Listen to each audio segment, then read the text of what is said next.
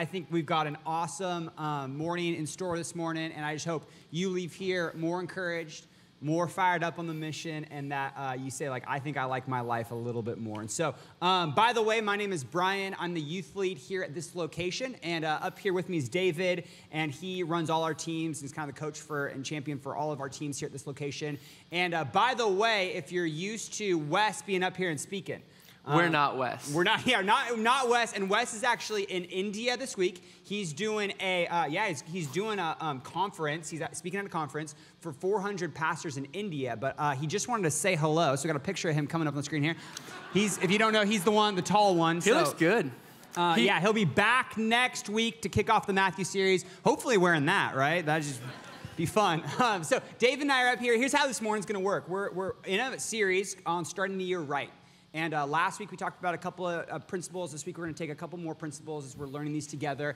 And David and I did this. We just wanted to do a really good job with what we're just going to call as a conversation. And so we have some notes, some things we wrote down. They're going to pop up on the screen. And we're going to kind of talk through two principles in particular that are really important to our hearts. But before that, next week's important. Yeah, and by the way, as Brian and I talk, hopefully you'll connect with at least one of us. We're very different humans. Look at his notes right here. He draws them. They're artistic and beautiful. He uses this mic and holds it right here. I use the Madonna mic, and my notes are on something that's called technology, so it's beautiful.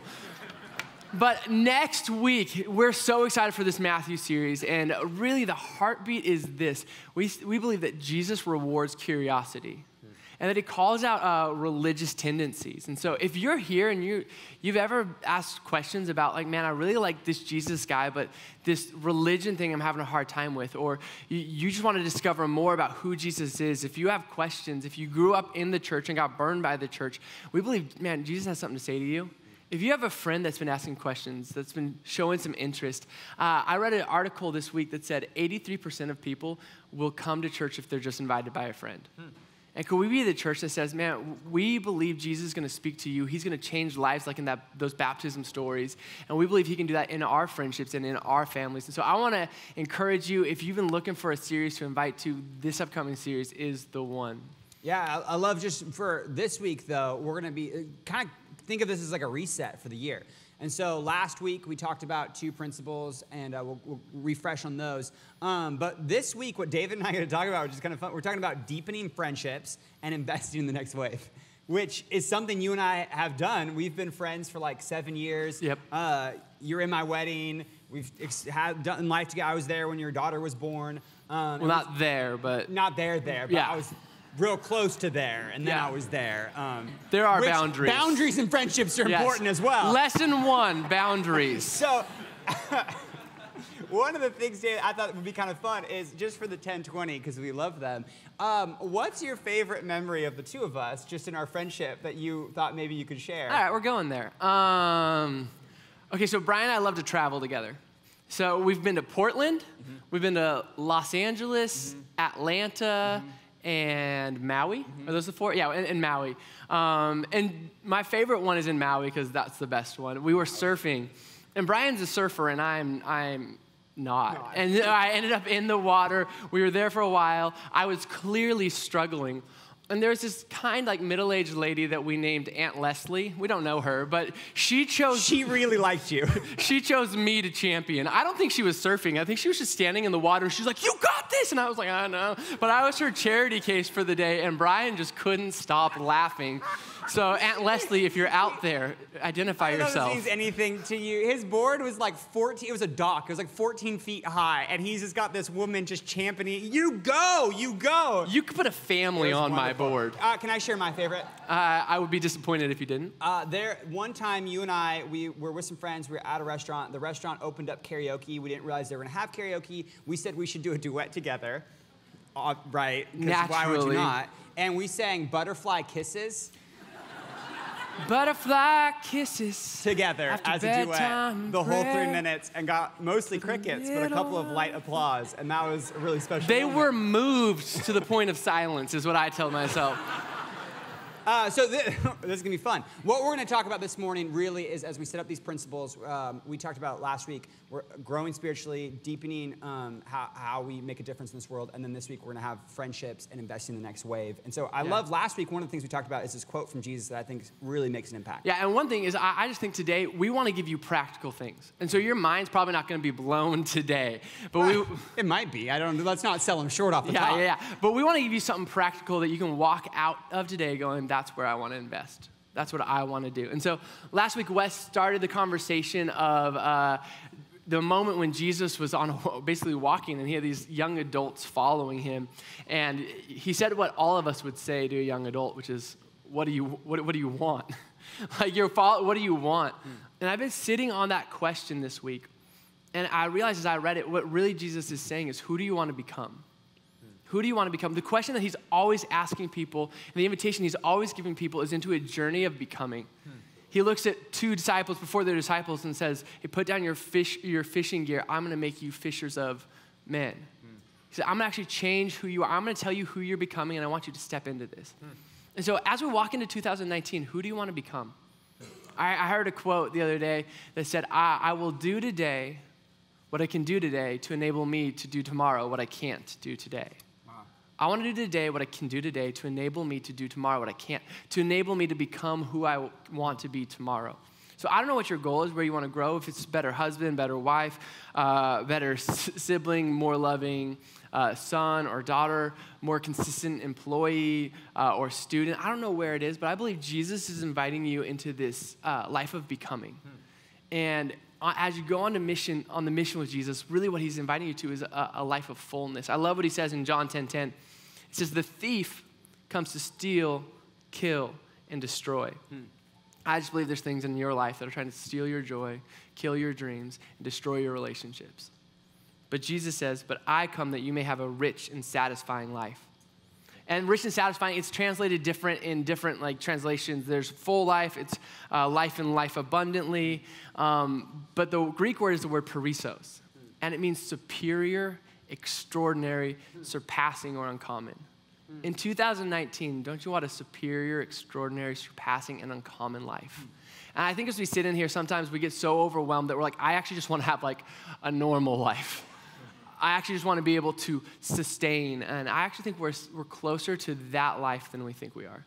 Yeah, and one of the images that I just love is this image of, I've been reading about these Midwestern farmers. And so anybody grow up in the Midwest, or you farmed in the Midwest? It's fun. In the last gathering, there was somebody visiting from the Midwest. They are a farmer, and validated what I said. So what you're about to say right now is real and true and good.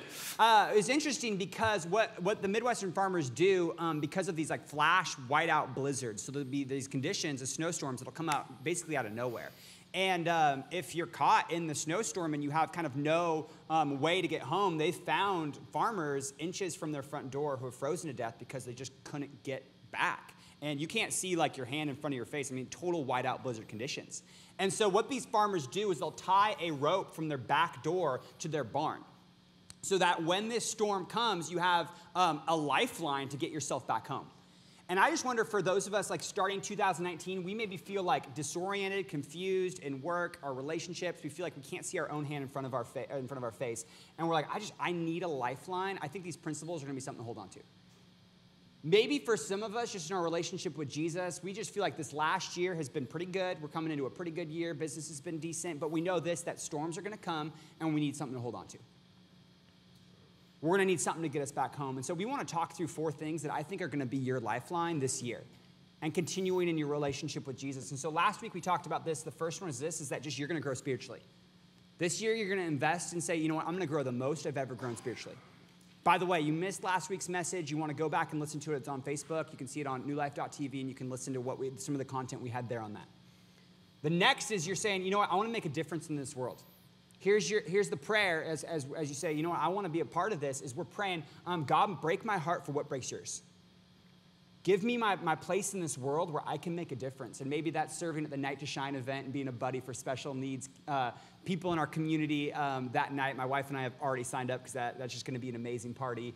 Maybe it's during the month of February fundraising so that women and children who are trapped in human trafficking can have a way out. You're like, that's how I'm going to make a difference. And then this morning, we're going to talk about two things. The first is deepening your friendships and investing in the next generation. Yeah, when we say deeper friends, here's just like the line that I want you to walk away with today. True friends help me be the me God created me to be.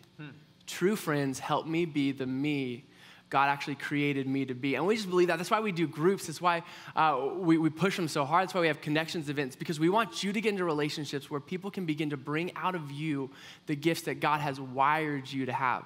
I don't know if you know this, but in the top 10 New Year's resolutions every year, one of the top 10s is I want to have greater friendships. And I actually believe, like, obviously, people want to have more friendships. Nobody's walking into 2019 like, less friends, please. Shallow relationships. Shallow relationships. We want that. No, we might be like, I want to be out of family text groups. That's okay. I get that. I have a brother-in-law who literally will not get an iPhone because he doesn't want to be in our family text group. So I get that.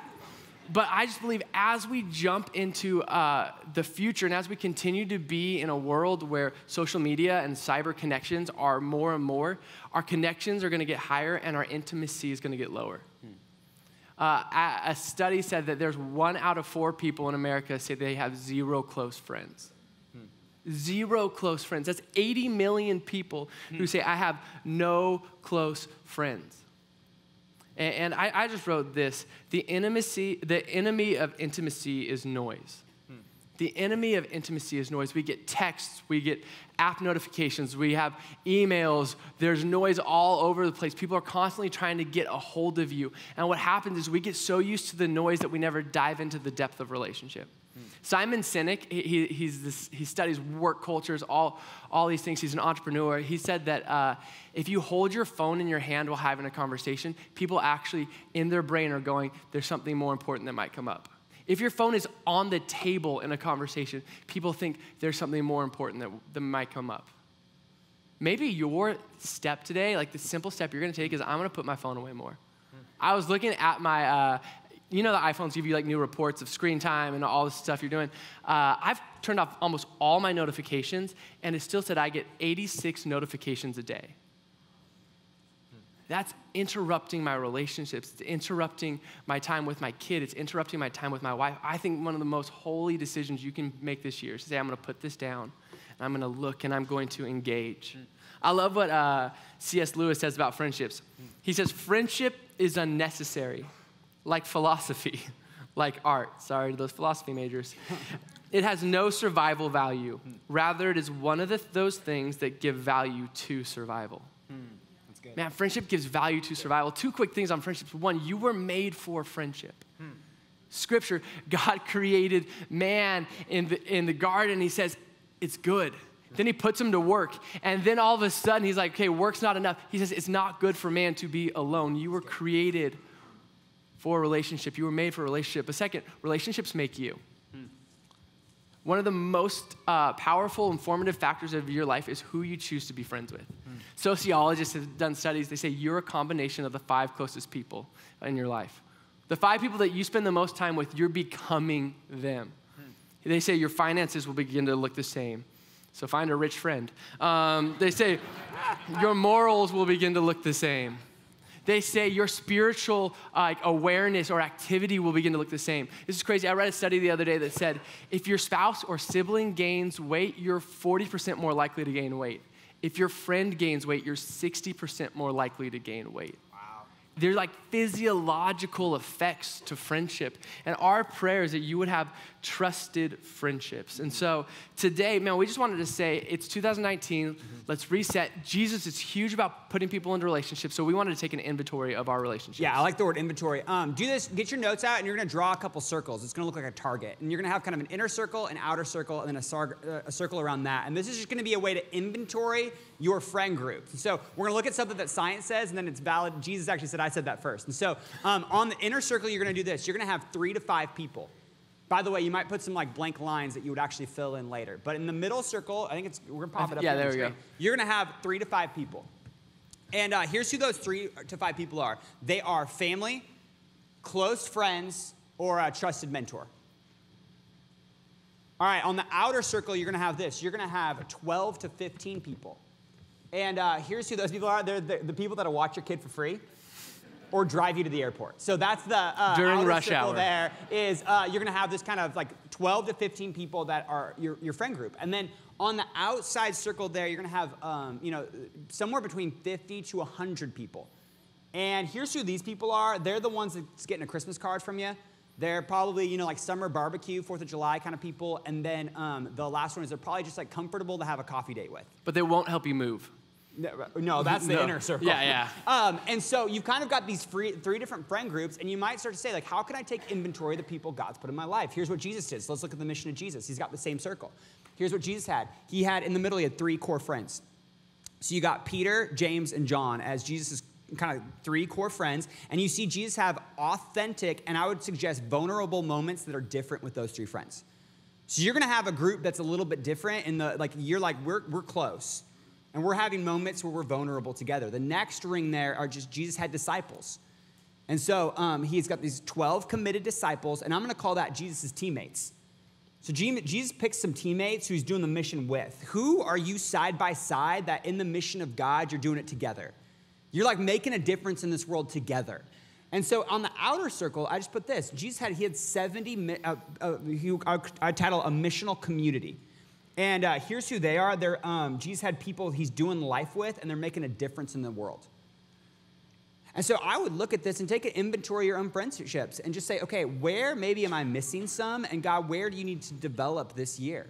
I think the 70 is important because that's the church. We're doing this side by side. We're doing this together. By the way, this is how you take a big church and make it small because we have these different communities of friend groups. And David, I love you had another way to think about this. Yeah, so when you're thinking about these circles, I'm going to give you, I want to make something stick in your brain, so I'm going to give you something that you probably didn't expect today. Here are the animals that go with the circles. So when you think about the committed people, I want you to think of a bumblebee. Okay, bumblebees, their role and their goal in life is to provide for the hive. They build the hive, they get the pollen, they make sure that the queen is happy, and they build this hive. Scientists have studied the interactions between bumblebees, which blows my mind, and noticed that the majority of the time, there is 0 communication going on. They're on the same mission, but they don't communicate. They actually don't need to always communicate to get the job done. I just look at the church, I'm like, sometimes we're just bumblebees. Now, we're on a mission together. We're experiencing what Jesus is doing. We're going somewhere. But some people are going to be in the sector of education. Some people are in the business world. Some people are in the world of just loving kids and youth. Some people are about nonprofits. Some people are trying to stop sex trafficking in other countries. Like, there's all these things going, and we need them. That's good. But here's the way we need to think about, because we don't want to land on this one too much today. We want to go in a little bit. But with the Bumblebee community, your job is to sometimes stop and tell them they're doing a good job. Can we be a church that sometimes just stops and recognizes what other people are doing and speaks life into them? Okay, the second circle is this. They're the coyotes. They're the coyotes. Aristotle would call this the friendship of pleasure. This is what coyotes are about. Coyotes are one of the few pack animals that actually don't need to be in a pack. They don't need other animals to do like normally you need more because you expend too many calories, so you need to do this pack animal. But they don't expend enough calories. They just eat the raccoon and go, And so when you see a group or a pack of coyotes, they're together because they want to be. They're together for fun. When they're yipping and yelping, they're just having a blast tormenting the neighborhood cat. And we are all thankful for it, right? No, where are my cat people at? I'm deeply sorry. I'm incredibly sorry. We're going to get emails. Yeah, somebody's going to hate me later for that. That's okay. But it goes back to what C.S. Lewis says. Like, they're not necessary for survival, but they bring value to survival. Then the third layer that I want you to think about is they're the barn owl. Aristotle would call this the relationship of the good or the friendship of excellence. Barn owls are one of the few animals that are monogamous, and they mate for life. They're so connected to their other owl that they will actually, if their other owl passes away, they will become depressed, they'll stop eating and drinking and will themselves to death. Now, that's not what I want for you, but I want you to have that type of relationship where your lives are overlapped. That's good. Not like a you complete me, Jerry Maguire moment, but like a healthy, we love each other, we're for each other. I'm talking to people in the lobby, somebody comes up to me and goes, I have had a friend for 50 years that's my person. I had a friend for 28 years. That's our heartbeat, that you would develop those trusted friends, because trusted friends help me be the me that God created me to be. So here's a question, how do you cultivate that? 2 quick thoughts on that. 1, friendships grow deeper when you invite people into your life. That's good. Friendships grow deeper when you invite people into your life. And here's what I want you to do. I want you to practice vulnerability over disclosure. I find myself all the time getting comfortable with disclosure when God's calling me to be vulnerable. Vulnerable is this, it's the act of opening up your life to somebody. How can I invite you in? How can I let you see the real me? Disclosure are the things that I want you to see. I'm disclosing things about my life. You're not seeing me, you're seeing facts about my life. That's where Facebook and social media has become damaging to relationships. We get so used to disclosure that we've actually put it in the place of vulnerability and intimacy. Because you can Facebook stalk somebody and don't pretend you haven't done it. And you can Facebook stalk somebody and know what they've eaten, know what they drank yesterday, know the vacations they've been on, know what their kids are up to, know that their kids moved back home, that their kids moved out, know what they looked like 10 years ago, know what they look like now. Like, you can know everything. You can know if they think the dress is black and gold. No, I'm just, sorry. But vulnerability is saying, I'm gonna risk opening up my life to you, and that's gonna actually risk you being able to hurt me, but I can't experience love if I don't open up that risk. My hope is that in your marriages, you would recognize the places where you've actually become a relationship of disclosure, and you dive deep into vulnerability. That it wouldn't be about what'd you do today? It's actually like, how's your soul? Where's your life going? What's your trajectory like? C.S. Lewis says this, friendship is born at the moment when one man says to another, what, you too? That's good. I want more what, you too moments. Yeah. If you're here and you're just feeling disconnected, you feel like you're living a life of disclosure, that's why we do groups. It's not because we want people to just jump into like groups so we can say people are in groups. We do groups because we want people doing life together, because a trusted friend helps you be the person God has created you to be, helps me be the person God's created me to be. If you're like wanting to practice vulnerability this week, find one person and just call them this week out of the blue and just talk with no agenda. And as you begin to build that, here's the second thing you'll see. Friendships deepen where grace is present. Friendships deepen where grace is present. I love Colossians 13:12-13 says this, since God chose you to be the holy people he loves, you must clothe yourself with tenderhearted mercy. That's a good friend. Kindness, that's a good friend. Humility, gentleness, and patience. Those are the friendships we want. And then he says this is my favorite part. Make allowance for each other's faults and forgive one another who offends you. Remember, the Lord forgave you, so you must forgive them. Make an allowance. Paul's saying, he's saying, hey, in your relationships, people walk in and you have like this budget of friendship. You have this amount of time I'm willing to give them right now. It might extend over time. This is the amount of energy I'm willing to give them. These are the fun moments we're gonna have. He says, when you walk in, would you just have a line item that says, I know you're gonna mess up and I have grace for that? Wow. That when I walk into my relationship, I'm not gonna be surprised the moment you hurt me. I've actually expected that. In Proverbs, it says that a wise man I lost it. A wise, right I had it right here in my brain. Oh, well. Hey, had you written overlooks offense. A wise man overlooks offense. If you have close friendships, would you do me a favor today and just text your friend and say, thank you for overlooking the offenses that I've put on you? Yeah. I love you, I'm for you. If you're here and you don't have deep friendships, I want you to know this. It actually starts with you saying, I want to cultivate this. I'm going to actually lean into my relationships with a line item of grace. I remember 5 years ago, I had a surgery, and my life had been busy. Things were going well. My marriage was going well. My work was going well. All these things were going well. And I finally slowed down enough. The noise died down enough to realize that I felt so alone. And I had to pray a prayer that felt so vulnerable in the moment as an adult to pray this prayer, God, would you give me friends? Because I knew I had a budget, I had a house, I had a car, I had a job, but I didn't have friends. Maybe you're here in the prayer you're going to pray is, God, would you give me friends? And then you're going to be obedient to go out and look to see where God is opening those doors. Yeah, so out of the overflow of our deeper friendships, we get to do our fourth thing, which is invest in the next generation. And so I had a great conversation with what I would consider a mentorship couple that's ahead of my wife and I, and we were at dinner with them. They're actually in this gathering. And I loved one of the things he said was, The best season I've had, or one of my favorite seasons of following Jesus, was when a group of friends, we would get together and we would fundraise so ministry could happen so kids can know Jesus. What if you had a friend group that's like when you got together, you just started scheming on how to invest in the next generation and leave a legacy? One of the things my wife even just said to me is like, Brian, make sure you do a good job this morning talking about how our teenagers and our kids, they need to see us having deeper friendships. They're emulating what we're doing, and they've got to watch it before they're going to get it. And so if we want community for our teenagers, it's going to start with us having community. Does that make sense? I love this quote by Josh Shipp. It's going to come up on the screen. Check this out, what it says. Every kid is one caring adult away from a success story. Every kid is one caring adult away from a success story. And so how, because of the overflow of your friendships, are you going to invest in the next generation? I'm excited because this spring, we're going to do a conference for teenagers here in this building. There's 600 and some odd seats in here. I'm just praying we fill every one of them with a teenager in our community who wants to know Jesus. And so we're going to unleash our teenagers to be the church to their friends. I'm just praying out, would we have a team of adults who their friend groups say, you know what, together we're going to serve teenagers. That might be an opportunity for you to say, you know what, as grandmas and grandpas, or as moms and dads, or as aunts and uncles in our community, we're going to serve teenagers that weekend. Maybe for you, it's investing in kids at the church, and you're like, you know what, I want to hold babies so that baby's parents can hear the message of the gospel. How do you and your friend group begin to say, we're going to invest in this next generation because God's changed our life, and we want to see that God change the life of others? We've got a couple practical things. Yeah, the first is to set the example. You need to live a life that your kids look at and go, I want that. Mm-hmm. That you have friendships where your kids go, that's how you're vulnerable.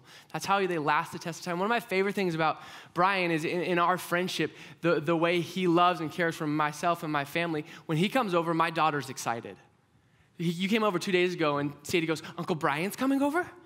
And then she goes, and Uncle Kayla? I'm like, that's not how it works. But she comes over, and like as soon as you walk through the door, she goes, and then she runs to you. I want friendships that bring my kid to life. I want this church to be a place that when my kid comes here, she comes to life because of the people she sees, because of the people that are investing in her, that she knows the real thing and she can identify the fake thing, that she'll never give in for a cheap relationship.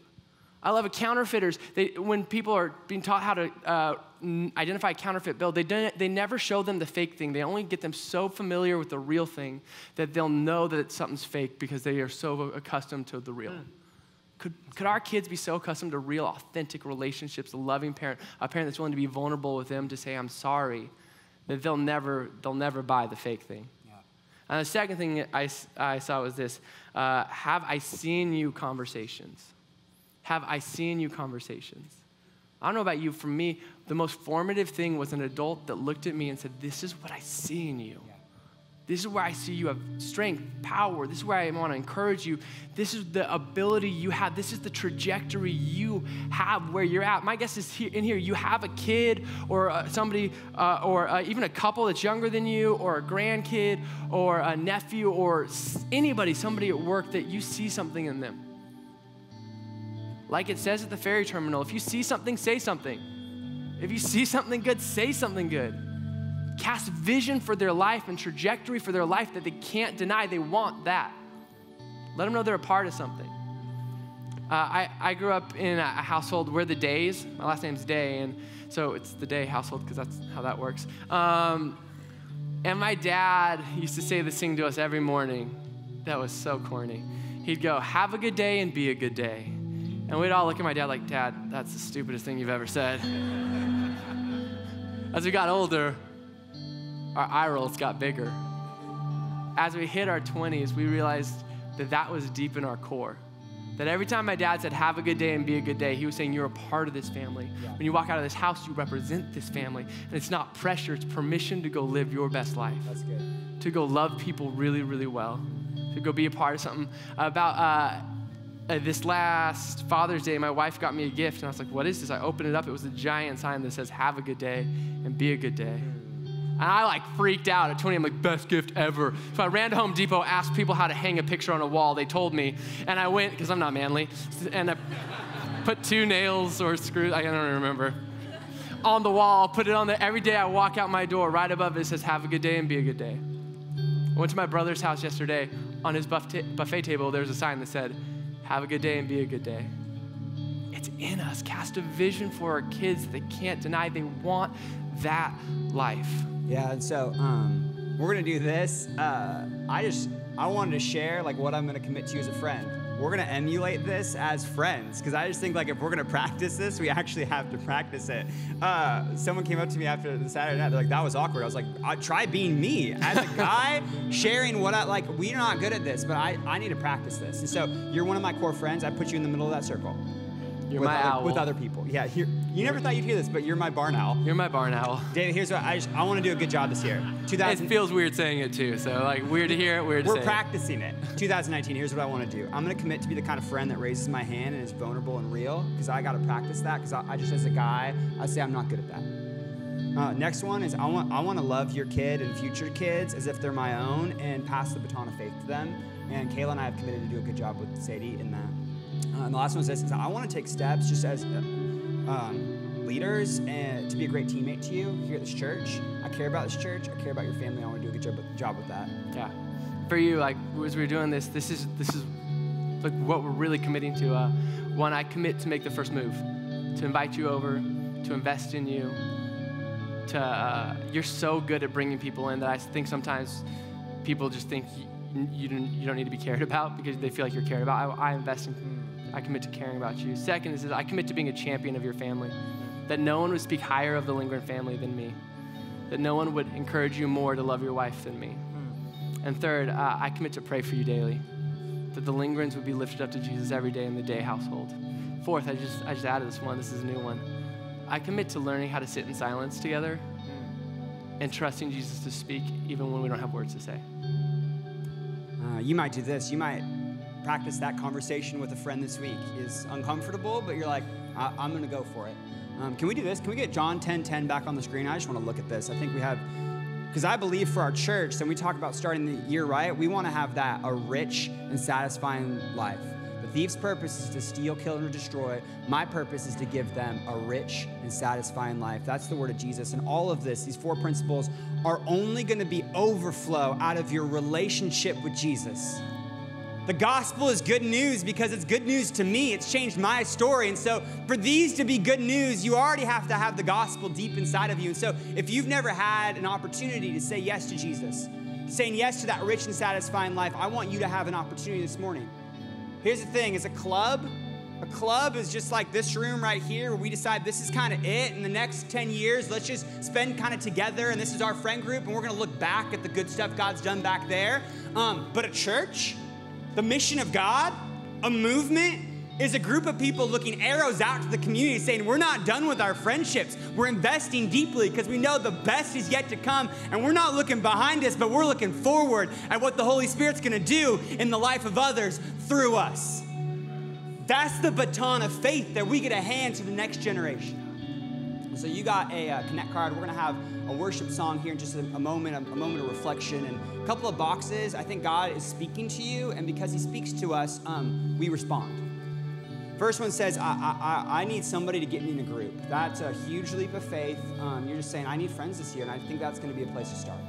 You're going to check that box, just knowing God's going to show up. The next is, you're saying, I'd like to lead a group. I had 2 moms come up to me, moms of teenagers after the last gathering. They said, this is way outside our comfort zone, but we think God's asking us to lead a small group for moms with teenagers. Do you think our church needs that? And they said, we're going to be brave and we're going to do it.